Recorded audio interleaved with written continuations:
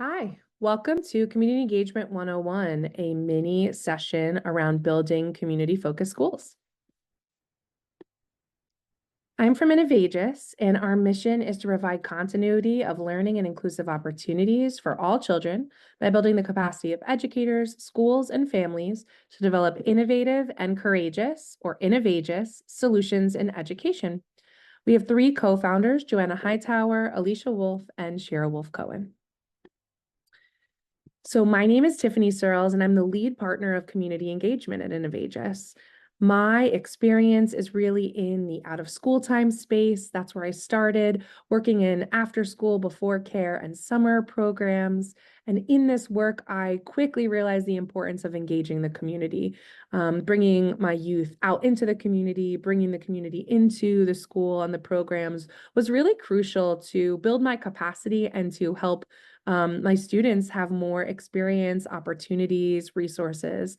And additionally, I worked a lot with service learning, and so community engagement is crucial in that work as well, around helping students learn and have real-world applications of what they're doing and their outputs of their project really being connected to meet community need. And in addition, post-secondary exploration is another area in that career-connected learning, future-focused mindsets. Again, can't do that without businesses, employers, and getting them engaged right away while students are still working in the schoolhouse or in our programs. And then connecting with families is crucial. So I've done some work in how we do that, both bringing parents and family members and guardians into the building, but also connecting with them through communications, making sure their voices are heard, making sure that they feel a valued part of the community as well. So that's just a little bit about me. So Innovagus is now doing an Innovagus school design, and our school design has 4 principles. Our session today is all about community focused. Our community focused principle is really all about bringing in the community through multifaceted partnerships that foster these authentic relationships with families, community organizations, and all of the key stakeholders in our community. And the approach is really thinking about implementing programming in flexible learning spaces in times that meet the needs of the community and that promote young people as contributing citizens in their community. So we hope that this Community Engagement 101 session will help bring your program or school more into the community-focused principle. So just some quick norms for today. This is a video asynchronous session that you're listening to at a time that hopefully is convenient for you, but we hope that you'll be able to stay engaged and embody the purpose, that you'll be future focused, meaning that we know things have, you've had experiences in the past and maybe issues or challenges have come up. We want you to think about how you can take what you're learning today and apply it for your future programs.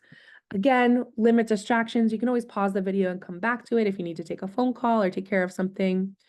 We also value practice. You'll see you're going to have an opportunity to take some notes and really plan how you're going to use this information for implementation in your school or program. And we also embrace diversity of thought. This session today has been put together by various people, various lenses. People have looked at it really to try and make sure that it's touching all different types of programs and all different types of communities. So for our time together over the next 20 or so minutes, we will talk about what is community engagement and why we should do it. We'll also talk about how you can find meaningful engagement opportunities in your community. We will lastly talk about how we connect the community engagement that you're doing into the classroom, right? How can we make sure that the standards are aligned, that we're meeting all the other things that we need to do in the time that we have our youth? How do we connect? And then we'll do a final reflection. By the end of this session, we hope that you'll gain a deeper understanding of the importance of engaging with your community, that you will gain more confidence in how to find these meaningful engagement opportunities, and that you will be able to easily connect what's going on in your classroom or program with these partnerships and community engagement that you'll be doing. I will be sharing a lot of information that will hopefully get your wheels turning and inspire you about how you can see this play out in your own community. So you can use this bit.ly or QR code to pull up this community engagement planning worksheet.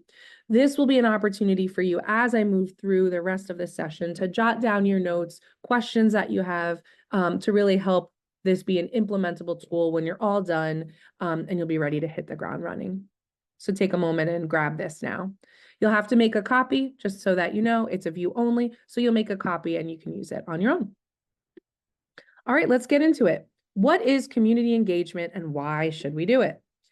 So community engagement is a collaborative process. It has the specific purpose of working with identified community members, groups, organizations, whether they are connected by geographical location, special interest, affiliation. We can define community in so many different ways, but the idea here is they want to address shared concerns, solve problems, and improve the community's well-being. So this is, what community engagement is.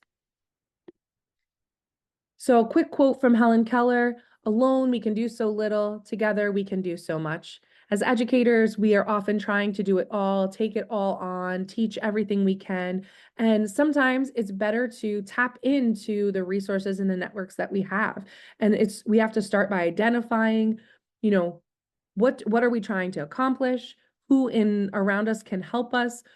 Auditing our current community partnerships and relationships, and identifying where we need to foster and grow new relationships. And so this is really important to build our village, to build our team, to educate our young people. So here are some more concrete reasons that would be helpful to engage the community. We aren't experts in everything.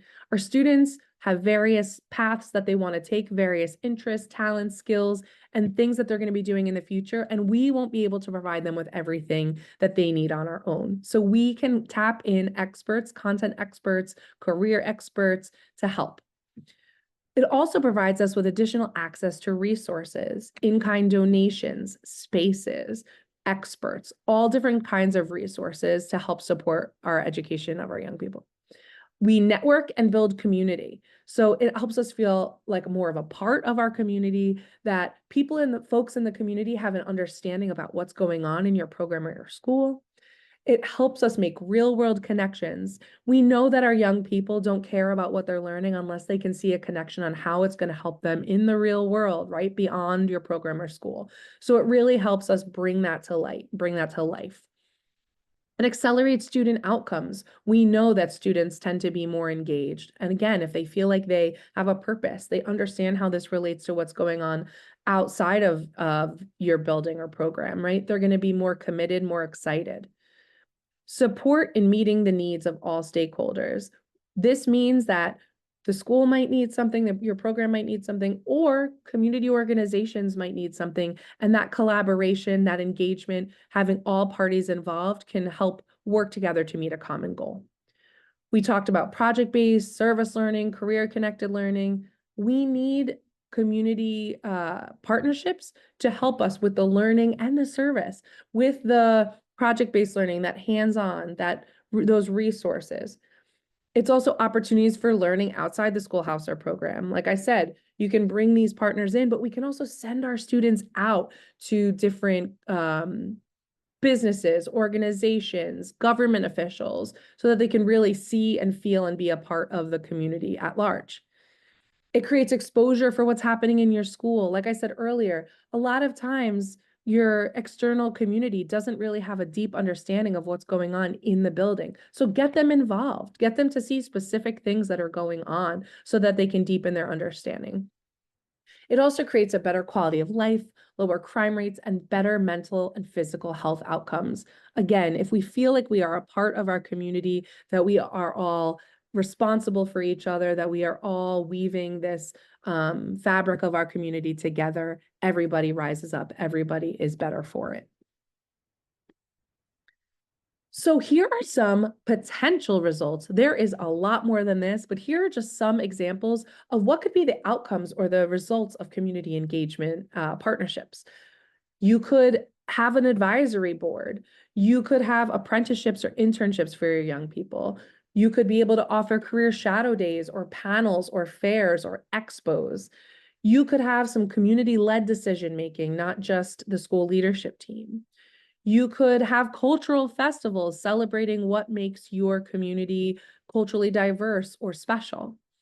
There could be facility or resource sharing. If folks in the community need a space, you could open up your school, or if you needed more space or a different kind of space outside the school, you could potentially use those spaces. We can engage families through educational workshops. Young people can go on field trips. You could partner around fundraisers, bringing in guest speakers. You could offer hands-on demos and workshops. You could also offer health and wellness fairs for the community. Maybe there's an opportunity to do a mentorship program.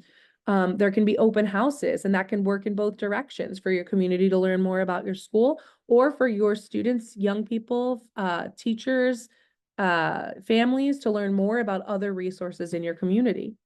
In the after school time space, in the OST space, you could also have partnership agreements that might be able to help if you are trying to find grant funding or try and apply for different opportunities.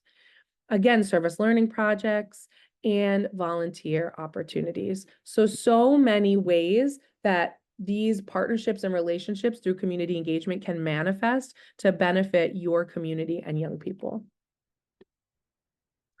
So, how do we find meaningful engagement opportunities? Here are some methods to do so. So you can partner with businesses and organizations by reaching out to local organizations that are aligned with your school values or curriculum. So depending on what you're teaching, you can align those asks and be really specific. Building those relationships can help lead to some of those results or outcomes that I just mentioned, like internships, career shadowing. Also, if you want to build civically engaged citizens and young people, you can partner with city councils, libraries, parks, rec departments, and get them more locally engaged with things that are going on in your community. Another huge tip is leveraging your alumni. Alumni are already personally tied to your program or school. They are going to want to see them, like, your program be successful, and gonna always want to support the young people because they can see themselves in that. They were there once, right? And so they can provide mentorship, internship, volunteer opportunities, and you can also host alumni networking events that continues to strengthen that relationship. Again, back to engaging with families. I always feel that families are such an underutilized resource in schools and programs. These adults have community, professional connections that can be leveraged, right? Everybody knows a guy. I know a guy that does this. I can help with this. And again, when families are involved, they already have that vested interest, just like alum, because they're feeling really connected and they can see the outcome being something that's personal to them. Using PTOs or PTAs or PACs, parent advisory councils, and committees to help generate ideas of where you can start. We can also use online platforms that might connect schools with volunteer opportunities. I will go over some more of these in detail, but Volunteer Match and Hands-On Connect are two options. You can also use LinkedIn as a great resource if you want to do something that is more thinking about professional and work. And many local chambers of commerce websites list businesses and community initiatives that you can tap into as well. So for last methods for engaging, we can collaborate with educational institutions. Many communities have nearby colleges, universities. This can be an opportunity for research projects, mentorship, service learning initiatives. Attending community events is crucial because usually a lot of people are already there, right? We're going to where the folks are instead of trying to find them piecemeal. If we participate in these events, people will be coming to us and we'll be able to build relationships in a more organic and natural way. Assessing community needs, you can distribute surveys to community members to understand what the local challenges are and where the school can contribute. This can help you find a starting point. Also, establishing advisory committees, like we just said. You can form these committees with representatives from the community, school staff, students, families, and that can also help you identify entry points for community engagement. So here, again, some more specific resources. So we can use community directories. Local government and nonprofit directories usually have a comprehensive list of organizations that are seeking partnerships, so check out yours. There are regional volunteer centers. So we talked about those online groups, but there's also places like the United Way or other local volunteer hubs that can connect schools with volunteer opportunities. So check that out. With professional networks, there are often trade associations, unions, industry groups, chamber of commerce, and professional societies that you can tap into. Again, this is really helpful when we're trying to build our career programs specifically.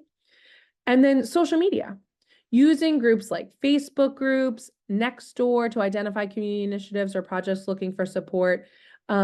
I know that I've had very good experiences and luck with creating posts with specific asks on my own social media pages. So for me, Facebook, I would say, hey, I need a panel, I'm building a panel for such and such for healthcare industry. I'm looking for a nurse, an EMT, someone who works in that industry. Does anyone know anyone? And I've had some success through that. So you can also make specific asks on your own personal social channels if you feel comfortable. All right, what are some tips for building lasting relationships here? You want to align your goals. You want to ensure that your goals are aligned, because if it's a one and done, it might be harder for you to maintain that relationship over time. But if it's rooted in the mission, the community needs, the mission of both the school or program and the community partner, then it's gonna lend itself to a more organic and sustainable relationship. You want to communicate regularly and be really open with this. You want to build a relationship that's fostering trust. So you don't only want to reach out to the partner when you need something, right? Continuing to share updates about what's going on, continuing to invite them to things going on at the school, right? Not just, hey, I need this, but here are some other ways that you can learn about what's going on in our school, or we'd like to invite you or honor you or thank you, can really help build those relationships. Involving students in planning can really help with that sustainability as well. Empowering them to think about what are different ways that we can engage these partners to help them be meaningful and relevant. And then, like I said earlier, we want to celebrate contributions, right? We want to thank people. We want to shout them out in newsletters and social media. We want to send them some swag. We want to invite them back. These are all ways to help people feel appreciated, celebrated, and that the relationship is mutually beneficial. All right. So now we're going to talk about how do we connect this community engagement into your classroom or program. So we want to align these partnerships with your curriculum. We do this by ensuring relevance. When we collaborate with community partners to design activities or projects that directly address curriculum standards, we are making sure that there is alignment there. We want to provide really clear learning objectives so that everybody knows what is the goal, and mapping them to state and national standards is even better, because it's making sure that you're not doing something extra, but you're meeting that standard, meeting that goal with the partnership. And co-creating resources. So instead of you doing this lesson plan all on your own, or the output or the exit ticket or the project plan all on your own, working in collaboration with the partner can really help make sure that it's really real world applicable, right? That it's tied to standards. Yes, you're probably the expert in that space, but also how can we make sure that it's real world connected, and maybe it's connected to industry standards or other things that we might not be thinking of in the lens and scope of our classroom or program. So integrating into existing lesson plans, this doesn't have to be an extra, right? How can we look for entry points into what we are already doing, using these engagement opportunities to enrich these lessons that we already have planned instead of creating entirely new ones? We can be flexible with our scheduling, working with partners to schedule activities that fit into the school calendar. What is already going on? How can we bring them in? And we have virtual and hybrid options. We don't always have to bring folks in person. One of our COVID keepers is having virtual guest speakers or video tours that can still integrate into classroom activities. They can be pre-recorded or they can be live, but they're just more accessible and easier to get that engagement sometimes than having someone come into the classroom or sending students out into the community.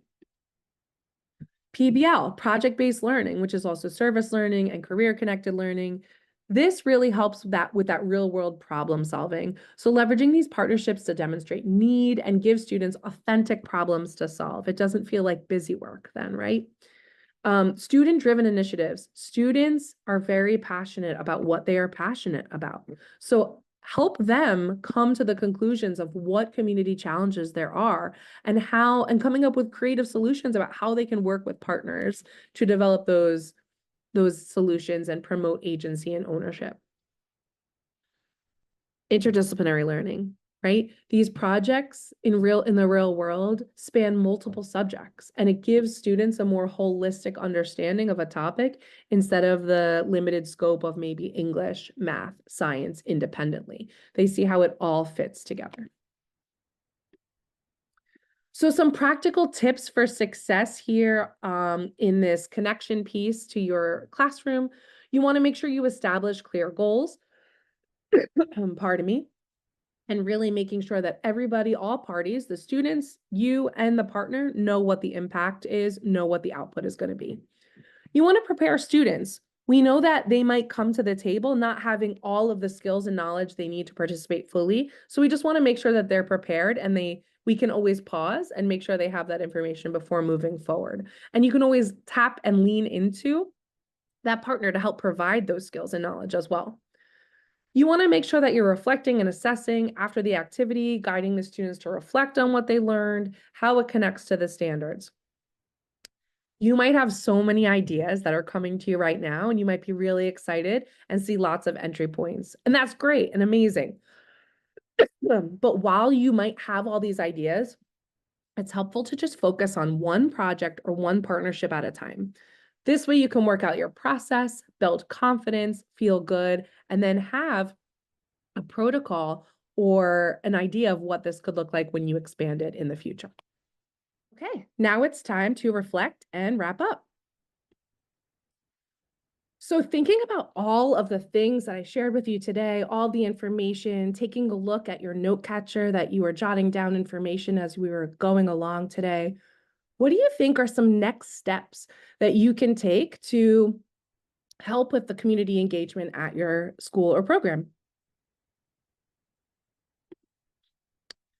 I just wanted to share before we end today an additional resource for further learning. So in our free asynchronous professional development session, Innovagus has building community-focused reciprocal partnerships.